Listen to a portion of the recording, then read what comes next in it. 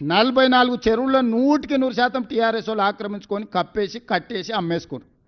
127 చెరువులు ఇవాళ పాక్షికంగా ఆక్రమించుకొని మొత్తాన్ని ఆక్రమించుకునే ప్రయత్నం చేస్తారు. ఇవాళ ఎందుకు హైడ్రా మీద విషం జమ్ముతుండ్రు? మీరు ఆక్రమించుకున్న చెరువులను కబ్జాలు ఇడిపిస్తున్నందుకే కదా. బతుకమ్మ కుంట ఎవరయ్యా కబ్జా పెట్టుకుంది? ఎడ్ల సుధాకర్ రెడ్డి అని అంబర్పేట టీఆర్ఎస్ ఇన్ఛార్జ్ కాదా?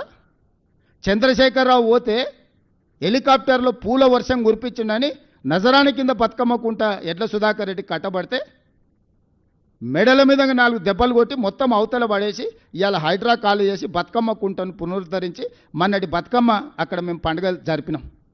ఇది నిజం కాదా? తుమ్మిడి కుంట ఇన్కన్వెన్షన్ నాగార్జున గారు ఆక్రమించుకుంటే ఎన్నిసార్లు విజ్ఞప్తి చేసినా వినకపోతే ఉన్నది ఉన్నట్టు మొత్తం కూల్చి ఈరోజు తొమ్మిడి కుంటని ఈరోజు పునరుద్ధరిస్తలేమా? సున్నం చెరువును ఆక్రమించుకున్నారు, నల్ల చెరువును కుక్కట్పల్లిలో ఆక్రమించుకున్నారు. ఇట్లాంటివి ఎన్నో చెరువులను మీరే కదా. బేగంపేటలో ఒక మొత్తం 30 కాలనీలు మునిగిపోయేటట్టు 100 మీటర్లు. కానీ తెలంగాణ రాష్ట్రంలో కాంగ్రెస్ పార్టీ ప్రభుత్వం కూల్చివేతల ప్రభుత్వం కూల్చేస్తున్నది.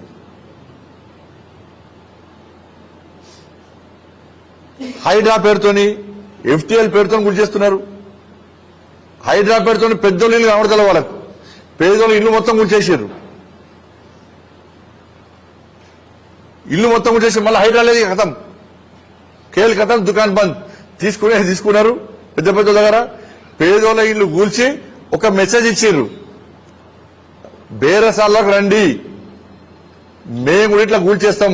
పేదోళ్ళు ఎట్లా పైసలు ఇయ్యరు, వాళ్ళు కష్టపడి ఇల్లు కట్టుకున్నారు, వాళ్ళే కూల్చేసారు. పెద్దలతో బేరసారాలు పెట్టుకున్నారు, ఎంత చంపుకోవాలో అంత చంపుకున్నారు. ఇలా కాంగ్రెస్ పార్టీ చర్చకు సిద్ధమా? చలో అదే హైడ్రా అధికారులను పట్టుకొని మీడియాను పట్టుకొని చలో మేము వస్తాం.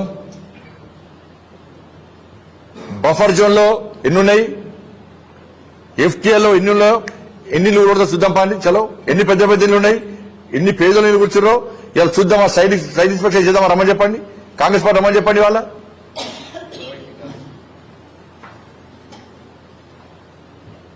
మూసీ నదిలో మూసీ పేరుతోని గాంధీ విగ్రహం పెడతామని చెప్పి పేదోళ్ళ ఇల్లు కూల్చేస్తే సోషల్ మీడియాలో ఎంత ఏడుస్తున్నారు పాపం వాళ్ళు. ఇంకా గాంధీ మాత్రం ఆ రోజు కాంగ్రెస్ పార్టీ యొక్క మూర్ఖత్వం ఆ రోజు గ్రహించే స్వాతంత్రం వచ్చిన తర్వాత కాంగ్రెస్ పార్టీ రద్దు చేయాలని భావించండి. ఇలా గాంధీ ఆత్మకు శోభిస్తుంది. వాళ్ళ పేదల కోసం అంటాడు గాంధీ మాత్రం. అటువంటి గాంధీ విగ్రహం పేరు చెప్పి వాళ్ళ పేదోళ్ళ ఇల్లు కూల్చేస్తే